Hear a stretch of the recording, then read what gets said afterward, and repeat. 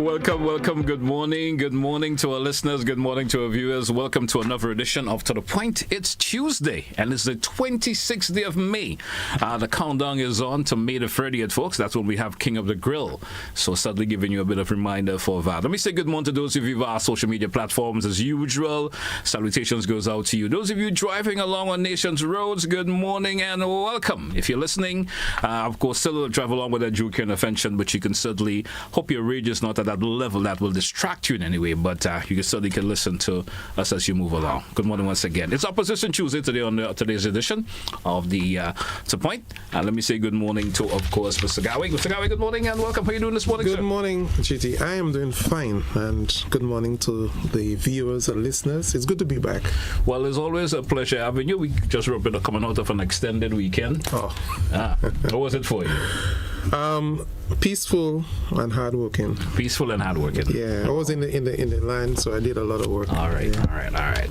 It's one of those weekends I have chosen to relax a little bit.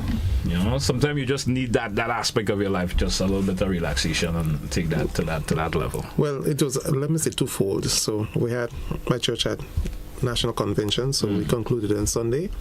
Monday, I did say I'm going to take some rest. I didn't go on the road to do my 4 miles, but I don't know. For some reason, I get up and I was out in the line. And I work until after 5. Well, it's all good. Let's get into the meat of today's conversation this morning on the program. Of course, was it over the weekend? Heard the conversation, the convention. The New National Party will be having a convention. Is it date right? Is it 30th or 31st of May? 31st of May. Yes, you're right. That's coming up. There's a question I want to ask in relation to the convention coming on. Why is this convention is such an important moment for the New National Party, for Grenada around this particular time, I would say? How is it important that you have this convention right now? Well, first of all, I need to say to the listeners and viewers that within the New National Party, our constitution mandates that we should have 2 general councils and 1 convention annually. Yes. So we are basically following this, and that is clearly to indicate that this organization is in order. Mm-hmm. We are following our constitution, but most importantly, we want to send a message to the nation that we are ready for whatever will happen this year, next year. As you know, we're close to an election. We are putting the systems in place to ensure that we are ready to respond should an election be called. Anytime from now. Tell me, what can delegates, the supporters of the New National Party, of course, when they arrive at the convention come May the 31st at McDonald College, what can they expect? Well, besides meeting your fellow NMPIs from around the country, you're going to come into a session, a room that is charged and ready to take this country by storm. The convention in itself creates an environment or atmosphere where people can be able to relate, but most importantly, be a part of the happenings of your party, knowing exactly what is happening, and you too given an opportunity to share your thoughts and concerns, because there's going to come a time when you'll be listening to the reports and all the stuff that would have happened within your party in the last 12 months. And you will then get an opportunity to do what you come to do. But it's going to be a charged atmosphere where people will be ready to do what is necessary to push the party forward. What is the usual format of the New Nationals Party convention? What's the usual format of it? So the first session, which might be about 3 to 4 hours. We call it a business session. This is a closed door period where members will be apprised of, as I've said before, what happening in the party. So you have the General Secretary's report, you will have Treasurer's report, you have report from the Women's Arm, basically giving members an update as to what has transpired within the party and to show the strength of the organization. Because, as you know, convention brings together people from throughout the country, but most importantly, every village will be represented, because every constituency has broken up into PD groups and so forth. Okay. They are a part of the decision that will be made on that day. And then the highlight of the morning session would be an election of officers. All offices will be dissolved and everyone will be up for election. So that will happen on the morning session. And then the evening session, open session, where we'll have more of our supporters from around the country coming in. The media will be invited as well, and they will be there to hear what would have transpired in the first session. So the results of the election will be presented, and obviously there are going to be some speeches and a charge that will send our delegates out and our supporters to take this country by storm, because if we have to rescue this country, we have to do the work, and the convention will create that sort of buzz to get our people to go out there and do the work. You mentioned something that sort of tickled my fancy a wee bit. You said that all positions are up in the elections. Is it goes from the political leader to is all these positions up? All offices will be dissolved, and every one will be facing the ballot. Yeah. So political leader come down to floor members. All right. So if somebody decides they want to challenge the political leader, they have that option of doing that. That's democracy at work. Everybody will, as I said, if you think you can bring to the table, that you have the skills and what it takes to move the party forward, and you want to challenge, you're free to do so. Great. Nice to hear that. Tell me, what does this convention say about the strength, the organization, the readiness for the, of the new national party into the future? What does this convention really says in relation to this one in particular? Interesting.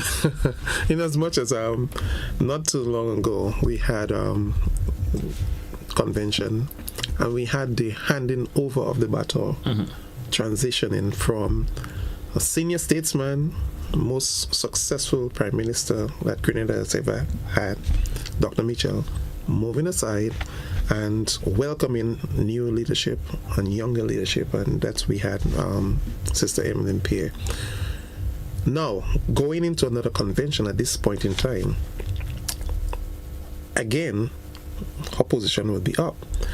But I do believe that our people, having seen what she has done over the months, and how she has been able to rally the supporters and rally the troops, I will see her continuing to lead the party, but most importantly, to ensure that the unity that we are experiencing will continue.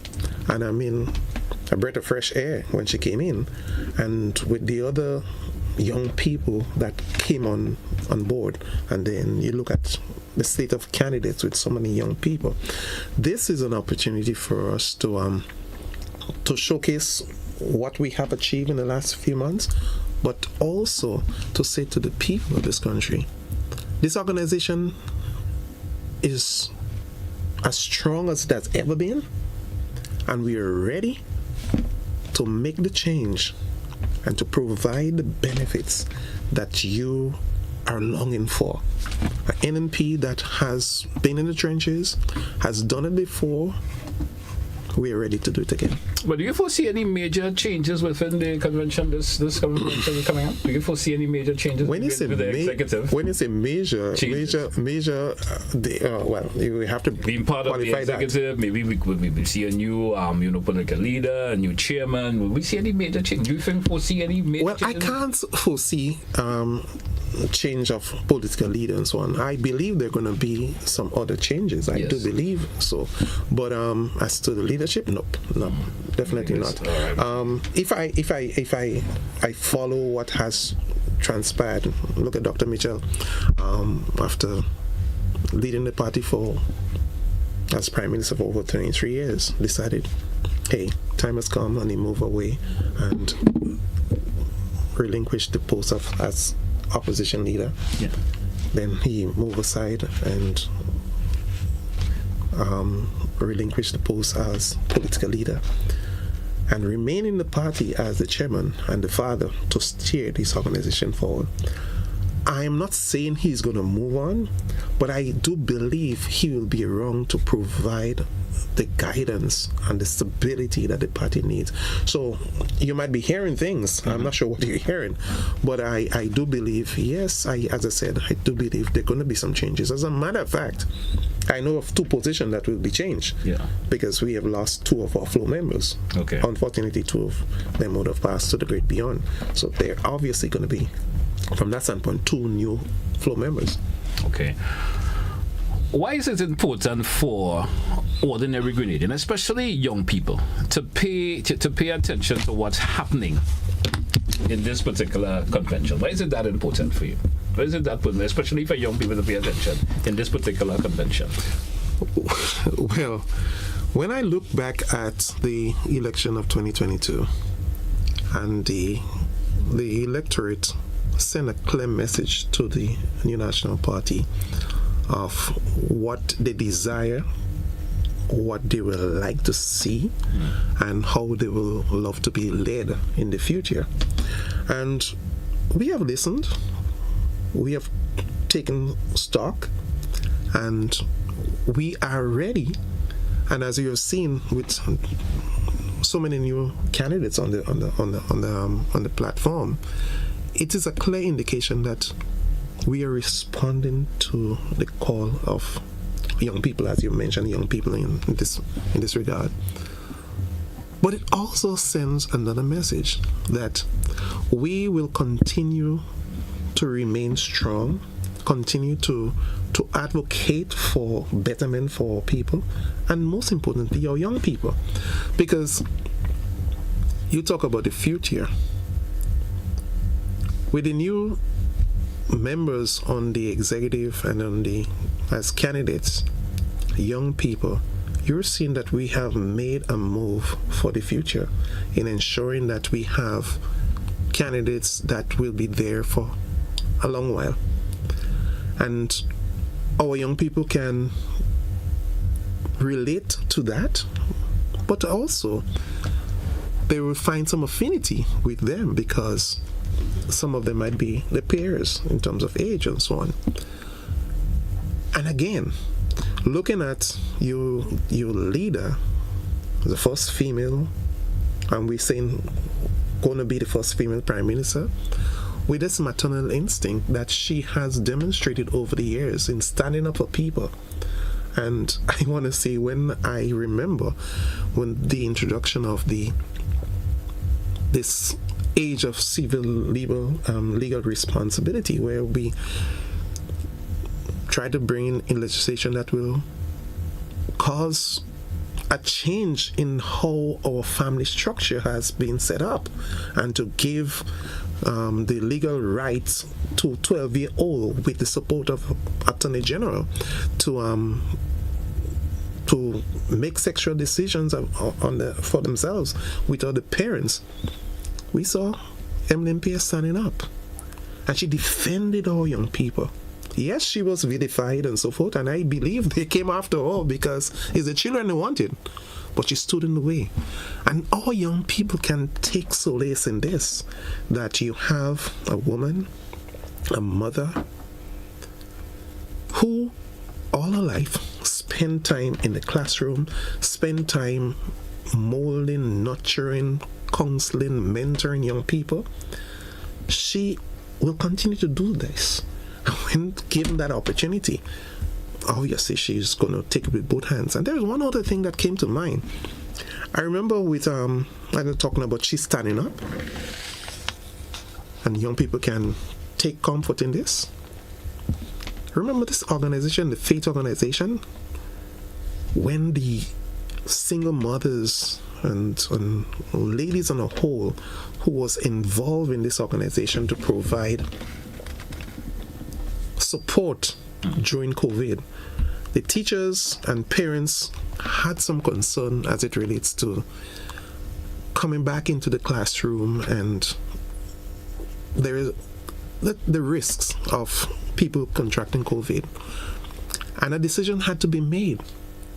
Mind you, it was risky, but Sister Emlyn Pierce stood up, and through workings with this organization, a lot of these single mothers were employed, and to provide support in the school, cleaning the desks, sanitization, and so forth and so on. And we didn't have any incident of, as far as I know, of infection of COVID within the institutions.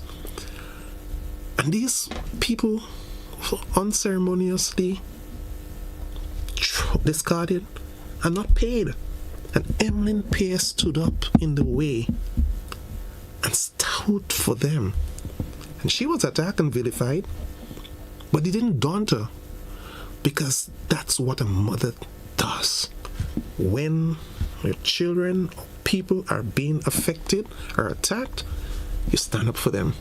So young people can take comfort in knowing that you have a woman who has been tried and tested and stood the test and remain strong and will lead you into a prosperous future. All right, thank you. We due for a break. Let's take it on return. We suddenly continue the conversation. Still keeping our conversation on the convention when we come back. Stay with us, folks. To the Point Classic Radio, GBN TV. We will be right back after the break.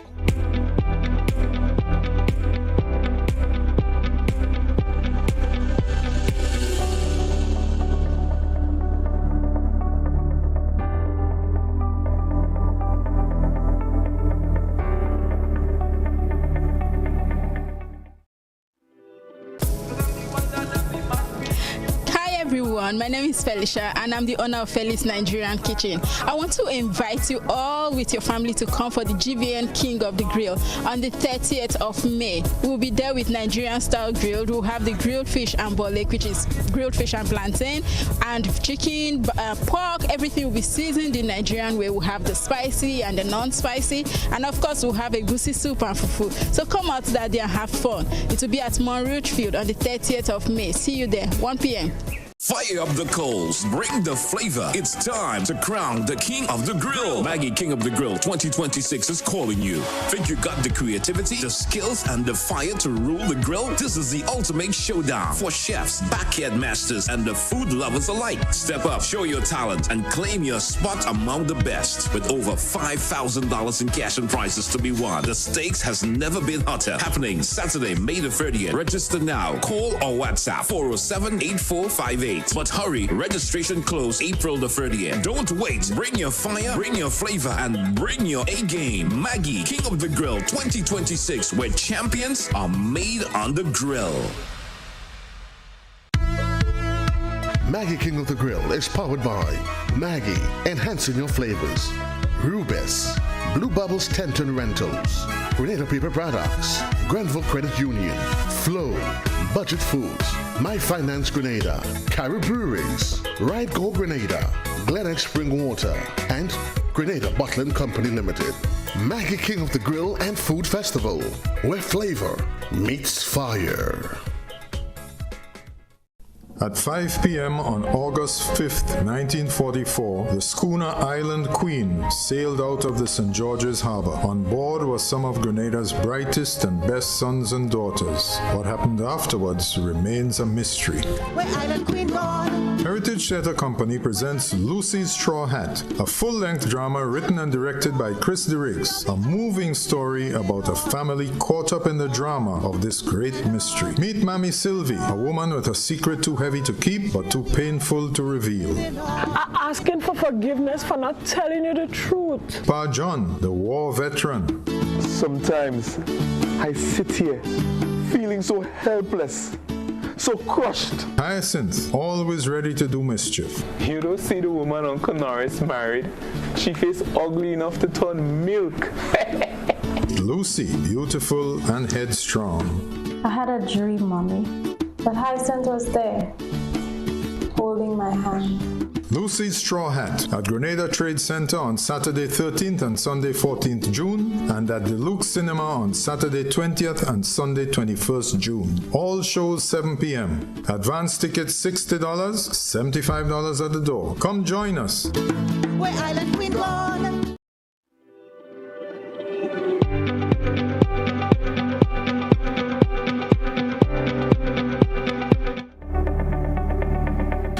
Welcome back, listeners. Welcome back, viewers. Once again, it's To The Point, Classic Radio, GBN TV. Of course, you have Mr. Garraway with us this morning representing the New National Party on Opposition Tuesday. And our focus conversation this morning, of course, is the upcoming New National Party convention scheduled for the 31st of May at the McDonald College. Of course, Mr. Garraway, welcome back once again. Thank you. I want to ask you this question. You know, many people believe that the country is struggling economically. How does the convention help, position the NNP for as an alternative government? Well, as you know, the political parties form governments. Yes. The convention will be a precursor to what you will see in terms of how the party and the government will be formed when they basically get into office. So the people who will be at the helm, obviously, they will send more or less an indication as to how we will govern and how we will transition from what we are seeing now to where we think the country is supposed to be. Take, for example, I remember in 2013 when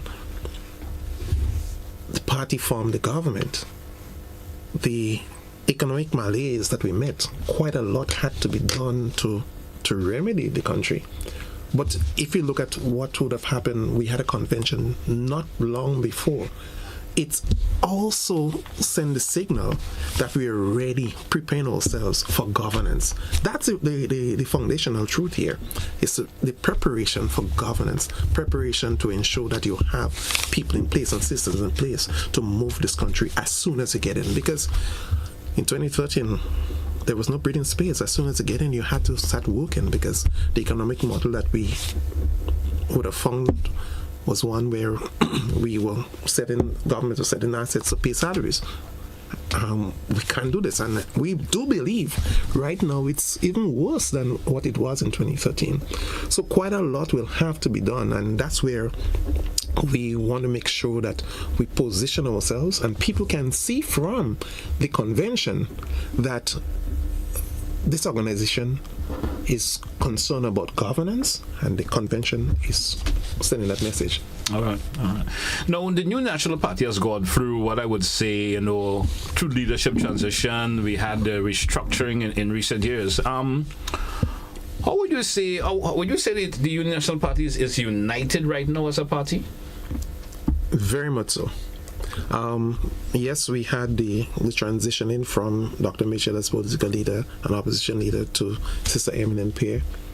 And we have had people moving out of the party as a result of Eminent emerging as the political leader. The foundational members and the newcomers who are within the party right now are singing from the same page, or same hymn sheet.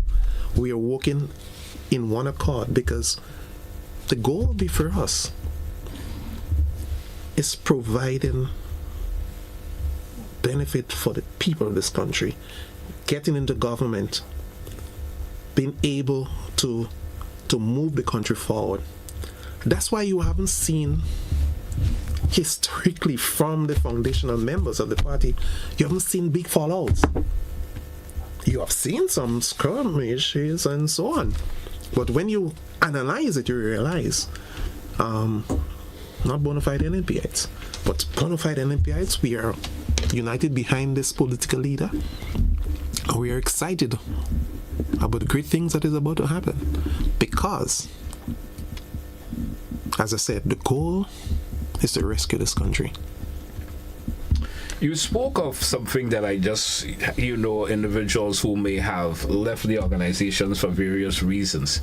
Have these individuals who have left the organizations for various reasons, as I said, has it caused any major, rambling within the New National Party? Definitely not. Definitely not. I know people on the periphery who are not within the organization been saying quite a lot of stuff. And my simple response to them is, from your utterances, it's obvious you're not supporting the New National Party. So I don't expect you to give me advice as to how I can win an election over you. Let's get this off the way. And let's look at what is within. The organization, from the grassroots up to the political leadership, are functioning as one. We understand the mandate, we understand the challenges, and we know in order for us to continue to provide inspiration and hope for this country, we must be working together. And we are doing this. Let me give you one classic example. Prior to the leadership change, we have executive meetings every first Monday. And while in the meeting, we will see decisions from the meeting popping up in one of a local newspaper article. They will just send something out of what is happening within the executive. We are not even through with the meeting, but those things have been leaked.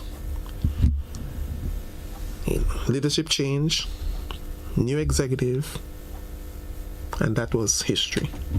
We have not had that again because the folks at the table recognize if we have to move this country, this party has to remain strong, this party has to remain focused, this party has to remain loyal to its core values and principles, and that's what you have, GT, at this point in time. So I'm excited because I'm seeing a bunch of men and women prepared to do the work to save this country. You know, some people feel like the country is becoming more divided politically, you know. How do you believe, you know, leaders should engage citizens, you know, during, especially when there's difficult economic times? Well, you see, the leader, in this case, your prime minister, in my case, the political leader, but I take the question and I want to speak to it from the standpoint of leadership. If the leader is not cognizant of the fact that what he or she says will have a rippling effect on the rest of the country, we will continue to see division. During election campaign, it's always going to be, sometimes you say, down in the trenches of fighting, tug of war and so forth. But the night after the election, that should be put aside. And the leadership, the emerging prime minister, has a responsibility to be the ultimate statesman or stateswoman who will speak to your nation and bring people together. I have not seen this, and as a matter of fact, I remember there was a National Democratic Congress had a major rally in Boucherville. And I was appalled when the Prime Minister, in his presentation, said the only reason why the other side, meaning the NNP, is getting, and he's talking about the benefits, the taxpayers' monies, getting anything is because they don't know who the true NDCs are. This was the most reckless statement that could ever heard. And mind you, this didn't happen the week after or the month after the election. This happened long after. So what we have seen is a continued division and a viciousness, a vicious cycle of attack, hate, and cyberbullying and so forth, because that's what they would have heard from the leader. The resources of the country is for every Grenadian, and that's why I am so happy that Sister Eminent Pierre is at the helm of the New National Party.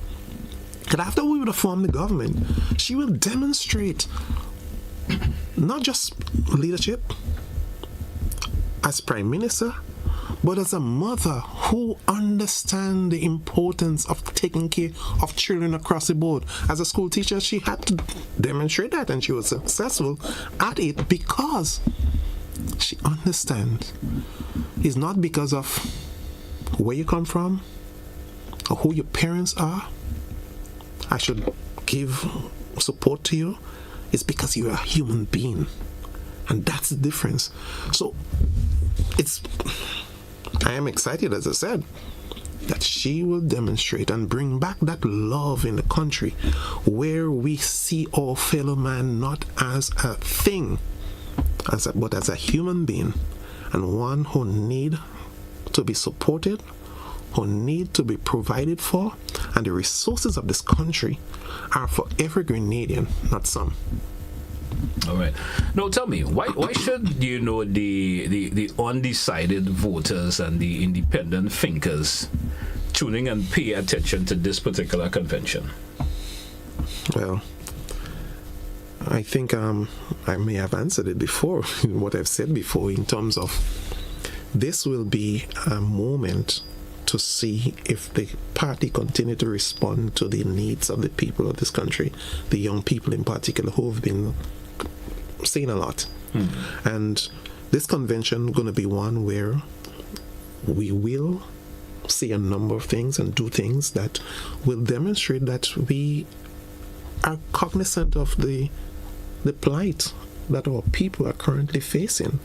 And this convention will say things through resolutions and so forth as to how we will govern when we get that opportunity. Because the undecided, you basically are undecided because you're not sure as to who you should put your support, or where you should put your support, I should say. We will come over with a lot of information as to how we will move this country. And you being undecided, listen to us, get in tune with us, because we have a message for you. And we need your support to ensure that the plans we have for moving this economy forward, we need your support to ensure this happens. So I want to encourage all the undecided and all the young people who have not yet probably registered to vote. It's time to do so. If you had to describe the mood inside the new National Party right now in one sentence, what would it be? Oh, well, I would say the new National Party, united behind its political leader, Sister Emmeline Pierre, and ready for governance to provide meaningful and tangible benefits to the people of Grenada, Carriacou, and Petit Martinique. I try to bridge it to make everything out of one sentence, but clearly, this is what I would want to put forward. Okay, we're due for a break. Let's take it. When we come back, we continue with the conversation. Stay with us, listeners, viewers. We'll be right back. Don't touch it down. Well, I got put in because I can't believe the price. Caribbean dreams, sir.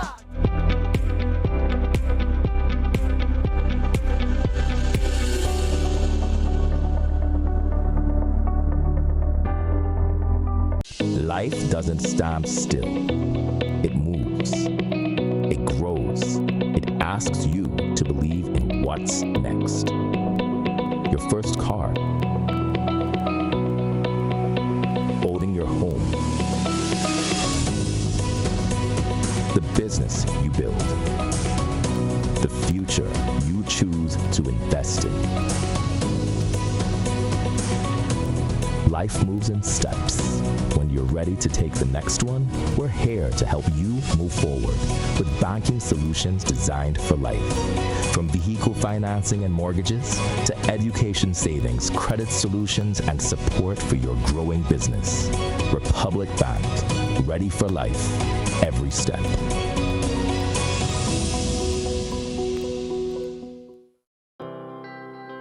The Ministry of Agriculture White Potato Production Initiative is an OECS sub-regional project aimed at reducing Grenada's reliance on imported white potatoes, which in 2025 had an imported value of over 4.5 million EC dollars. The White Potato Production Initiative is part of the Ministry of Agriculture's food security drive and is being undertaken with the simultaneous cultivation of other crops such as sweet potatoes, pineapples, coconuts, carrots, and other vegetables. Other OECS countries like Dominica and St. Vincent and the Grenadines are already at an advanced stage in white potato production, with Dominica completely cutting the import of white potatoes during the first quarter of 2026. Grenada is now preparing to advance production for better output in 2027. The Ministry of Agriculture, Lands and Forestry, ensuring food and nutrition security for all.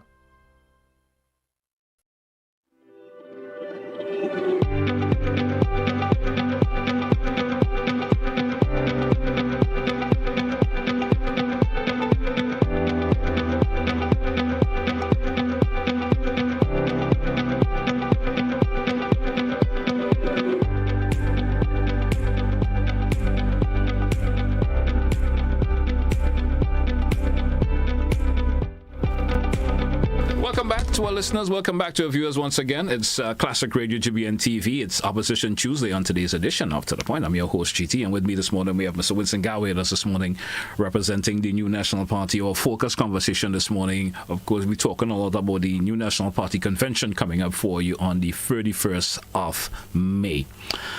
If I to ask you this question, sir, you know, there's that ongoing conversation online in reference to governance, accountability, the cost of living. How is the NNP preparing, I should say, itself to address those concerns? Just repeat it. I think I got distracted. I was saying there's that growing conversation, especially online and stuff. You hear these conversations from time to time about governance, accountability.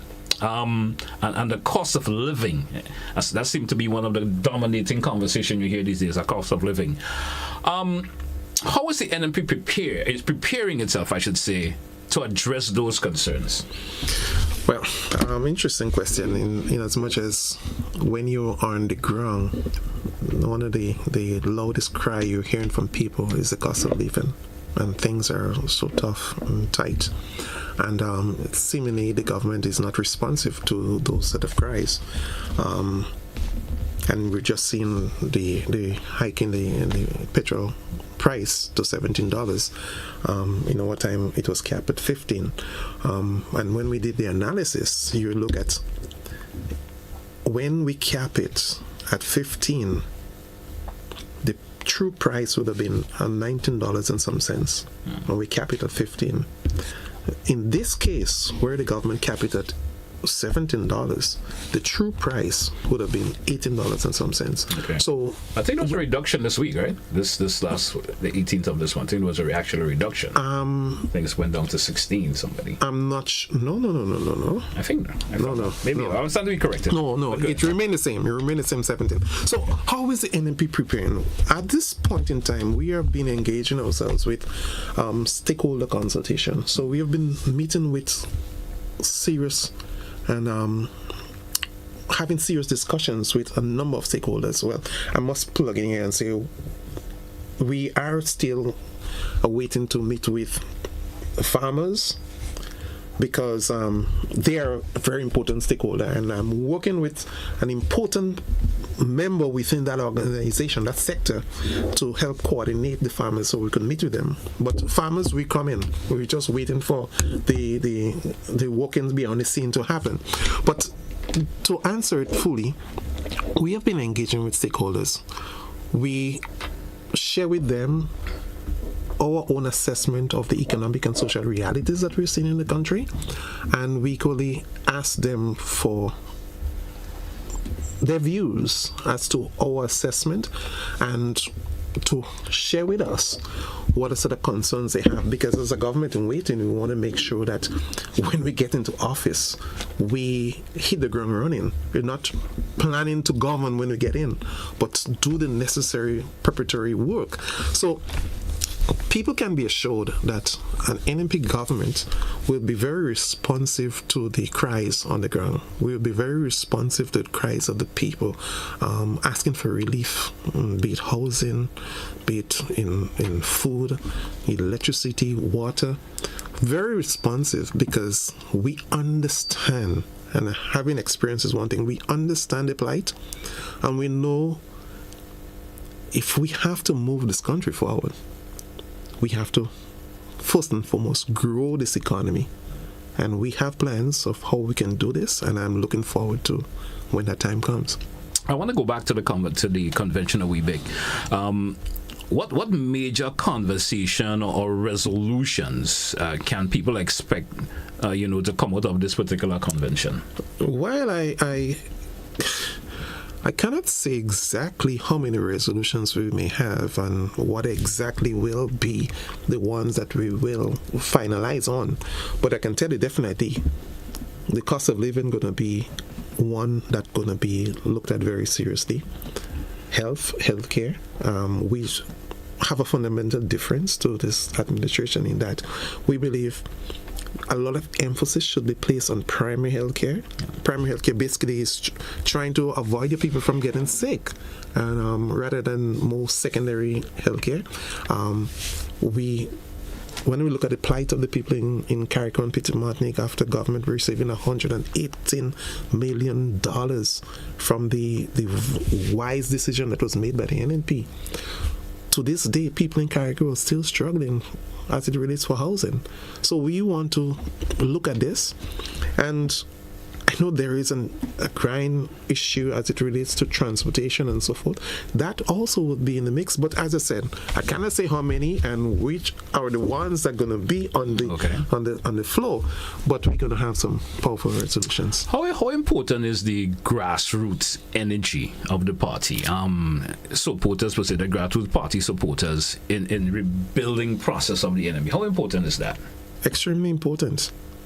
If you look at the constitution of the New National Party, things Article 5, I think it is, you have talk about the foundation of the party in terms of the PD groups.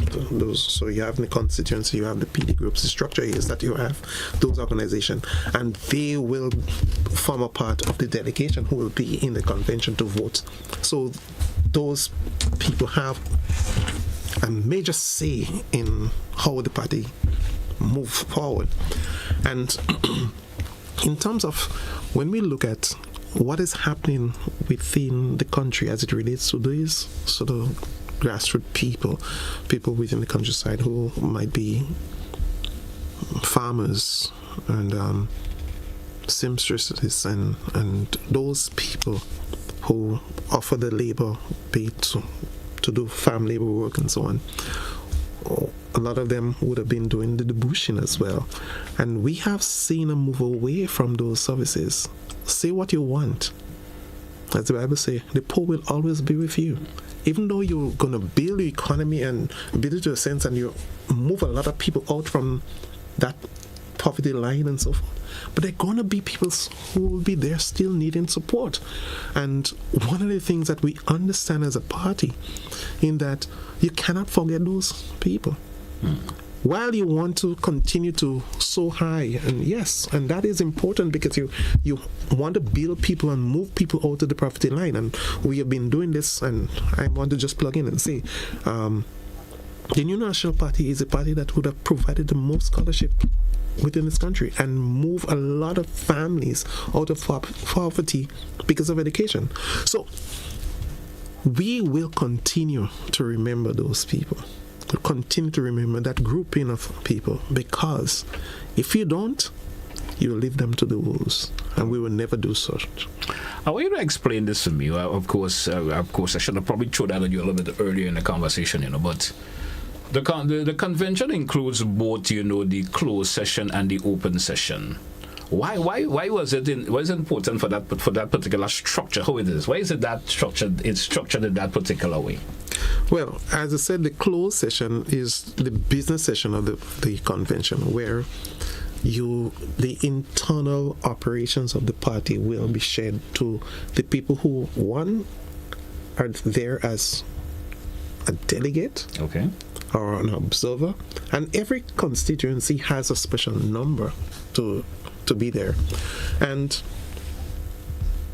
you wouldn't want to provide or to give the belly of the organization to people whom you don't know. You don't know how they're going to use it. So the people who are there within the closed session are people who would have been properly vetted and chosen to be there. And also, in terms of that important role to vote in a new executive, you want to make sure that you have your bona fide soldiers doing that. And you do that within the closed session. And the open session, as I said before, is for everybody else to come, media and so forth, and have an opportunity to question the new candidate, the new executive members and so on. But the founding fathers of the party had that wisdom to do this. And this is what I believe is responsible for the stability of this party. That our convention set the tone for how we should function as an organization, and the founding fathers, they were wise in putting and establishing that formula, and this is why we have been so successful over the years. All right, so Garraway, tell me, when people leave the convention hall come May the 31st, what do you want them to feel? How would you want them to feel when they leave that convention hall come May the 31st?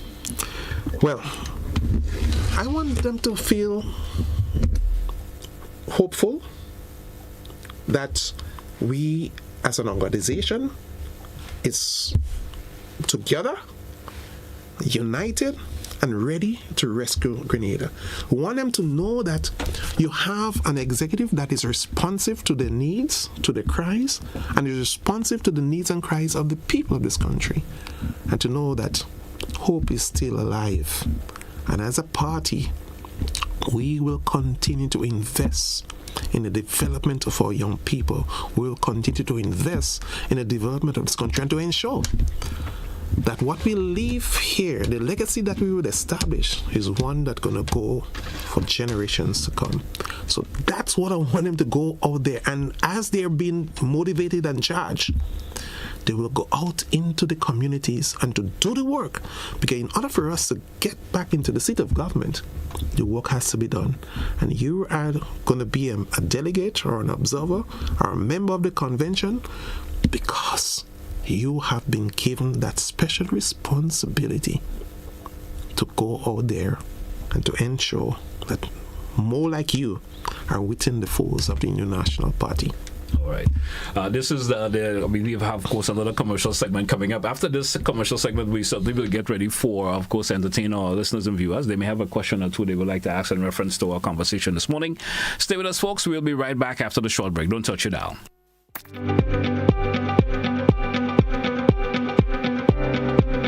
Greetings to the people of Grenada. My name is Yadiris Echenique Paz, Ambassador of Cuba. It is a pleasure to extend an invitation to join us at the GVM Maggie King Grill Festival. Cuba is very proud of its rich culinary heritage, flavors that tell the story of our traditions and our culture.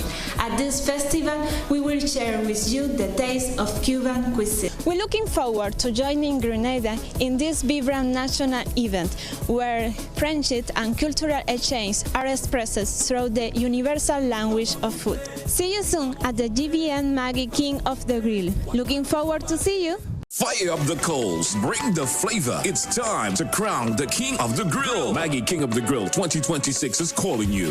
Think you got the creativity, the skills, and the fire to rule the grill? This is the ultimate showdown for chefs, backyard masters, and the food lovers alike. Step up, show your talent, and claim your spot among the best. With over $5,000 in cash and prizes to be won, the stakes has never been hotter. Happening Saturday, May the 30th. Register now. Call or WhatsApp 407-8458. But hurry, registration close April the 30th. Don't wait. Bring your fire, bring your flavor, and bring your A game. Maggie, King of the Grill 2026, where champions are made on the grill.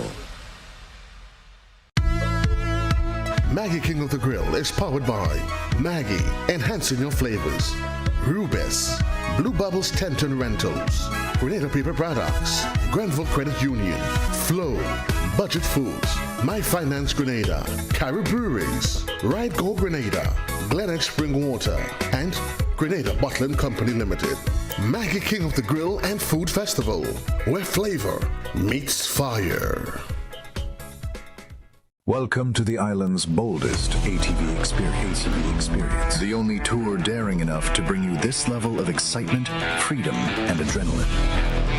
Feel the power. Conquer rugged trails. Experience breathtaking views. Ride beyond the ordinary. Feel the power. This is not just a tour. This is the power of Ride ATV. Get ready for fun. Get ready for excitement. Get ready to ride. Book now at ride.gd or call 473-422-1011. Ride ATV. Adventure starts here.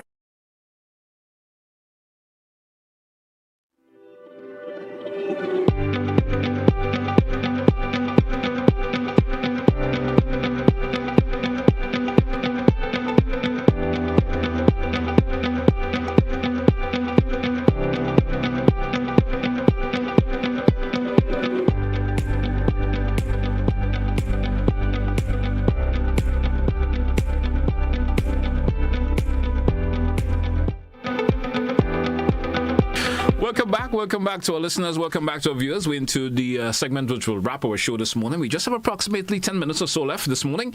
And as mentioned, I'll give this opportunity to our listeners and viewers. If you do have a question you would like to ask, feel free to do so in this segment. We do have a first caller via the, of course, thanks for your patience, caller. Caller, you're live. Good morning. Yes, good morning, Mr. Telesford. Greetings. Good morning, sir. That you had a good weekend. Greetings to your guest, Mr. Garraway. Before I go into my brief comment and the corresponding question, I would just like to give a bit of grammatical pedantry, express a bit of grammatical pedantry. Mr. Garraway, you said to us that they would have kept, amongst other uses of that phrase, grammatical phrase, would have plus the past participle. If they would have done it, Mr. Garraway, they did not do it. Be careful, I suggest that you be careful with the use of that structure. What had happened in reality occurred, but when you tell me that it would have happened, it means that it did not happen. Thank you. Now, let's go on to the meat of the matter. In your discourse, Mr. Garraway, you spoke of what may happen, or would happen, in this case, future here.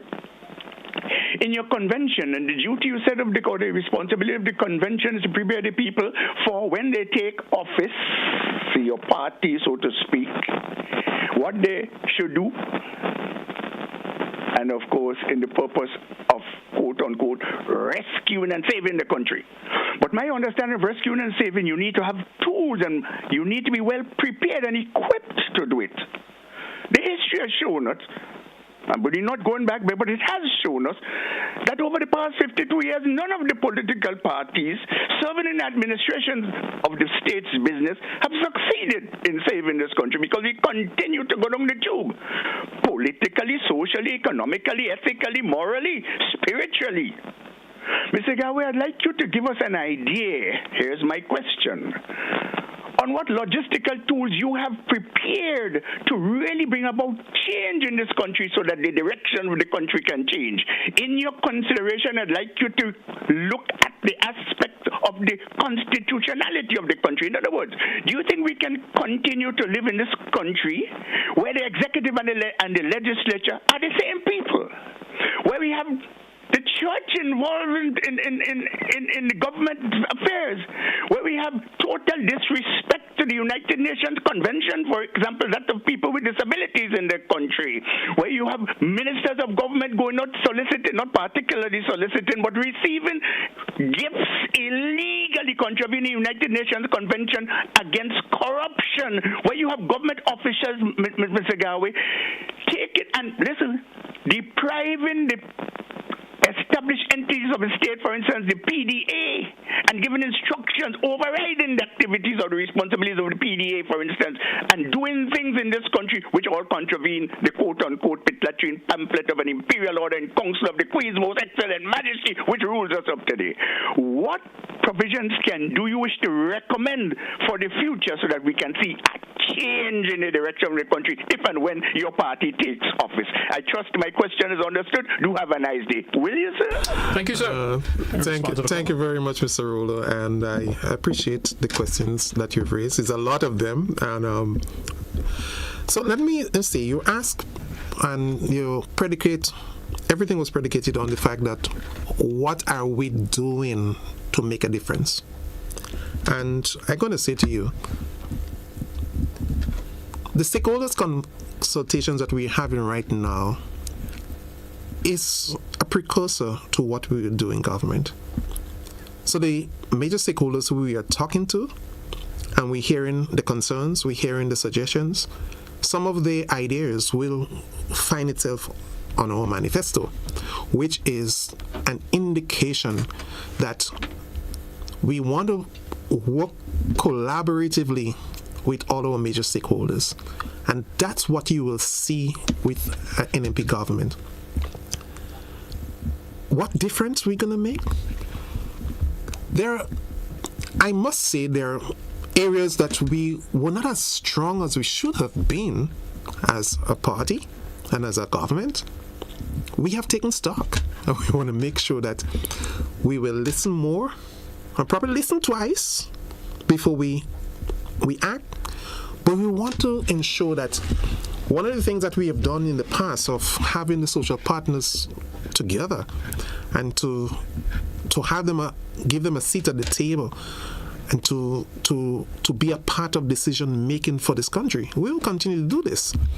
And you raise an issue as it relates to religious men or pastors being a part of government.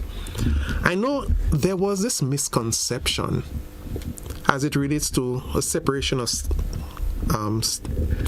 the church and the state. I want you, because I know you do a lot of research, go back and research where this originated.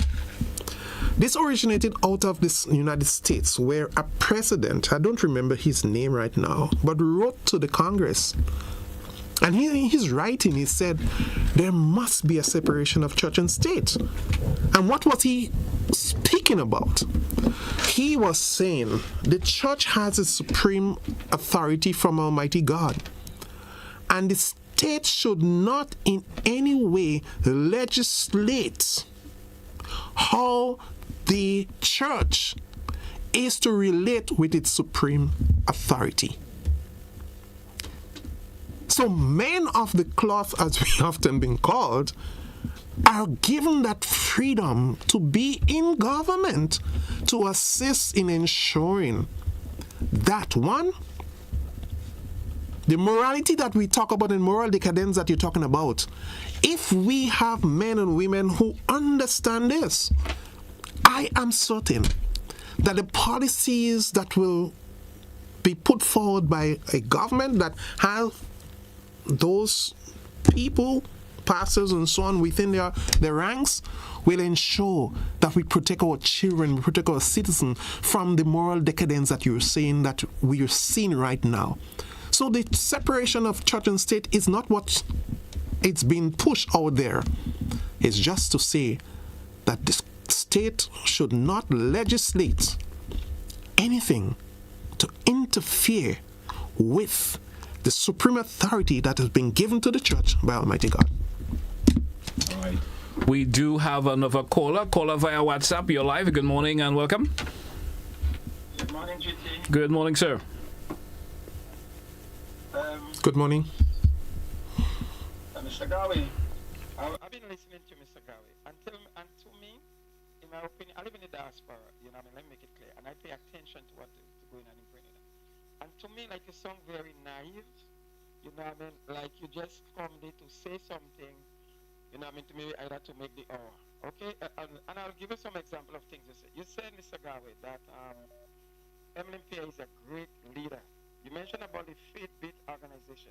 Mr. Garraway, do you know that 300 people haven't received a salary when this organization received $5.6 million? What happened to the money? Why do people not pay? Let us go back again. Remember the deduction of salary, no intercal for students. Under the same MLMPA, let us talk about Mount Pleasant in Carriacou. The principal was victimized, and you want to sell MLMPA for us? And you're talking about a convention. Okay, I want to ask you my question now. Mr. Garraway, I want you to tell me what new things that MLMPA do different and bring to NNP party since she was elected from Kit Mitchell. Let us forget what Kit Mitchell did, but tell me the three things. I want you to name me three things, as a matter of fact, that the difference that she make in the party so far that the party never had before under Kit Mitchell. And my last question to you, all right? My last question to you, I want you to tell me also how many new voters, because right now we have a diaspora coming back, over 500 people will be in Grenada to register also to vote in the next election. Give me the statistics, like 300 to 300 new voters for NNP. I want something today. I need you to tell me something. Because as far as I see, there is nothing so far from the NNP. Thank you, caller. Thank you so much. Thank you. I respond to the caller? Okay, so I'm going to start with the last one first. You said over 500 diaspora residents will be coming to register and to vote in the next election. My brother, that would be illegal. The Representation of the People's Act will say to you that there's a very fundamental principle that must be adhered to and followed. Ordinary place of residence. If you're not ordinarily resident in Grenada, you're not qualified to be an elector, except you are in the country and you'll be here for more than 12 months. So, those of you, I wish I meet you. And if you're not ordinarily resident, I will love to challenge you legally. Because you have just said nationally and internationally that you are prepared and you're bringing people to break the laws of Grenada House.